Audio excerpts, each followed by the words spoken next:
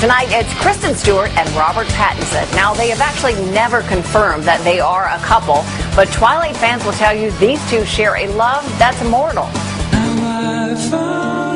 When Edward and Bella said their I do's in the Twilight saga Breaking Dawn Part 1, it was the wedding that Twilight fans had been longing to see. And it was just as exciting for Kristen Stewart and Robert Pattinson.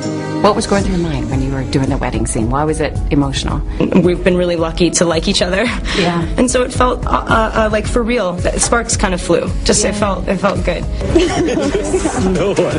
I just didn't want to mess her up because she was there. But yeah, she was. I guess you just suddenly realize that it's about the bride.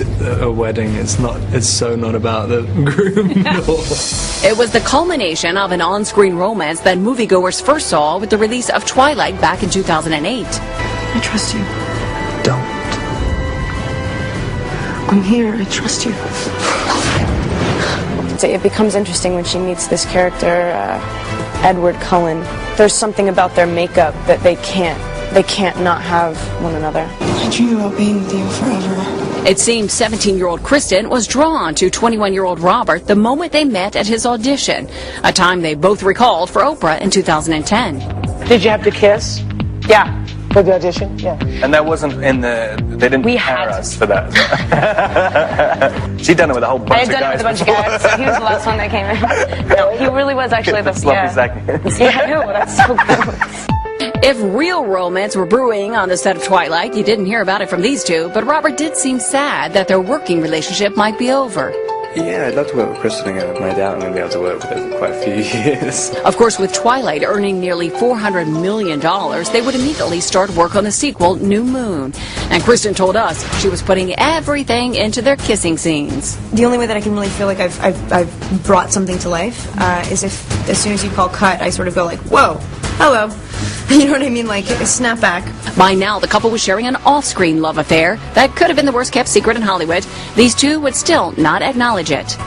The only way that I'm able to stay sane is to protect myself, and, like, I know that it doesn't matter how you answer a question, it's going to, like, tip. Someone's going to say, she's totally with him, or, no, I don't think she is. So it's sort of like, I don't care.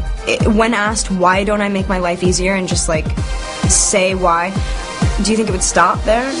It was only last year, as the most recent chapter in the saga was about to hit screens, that Kristen, talking to a British magazine, would finally mention her English boyfriend.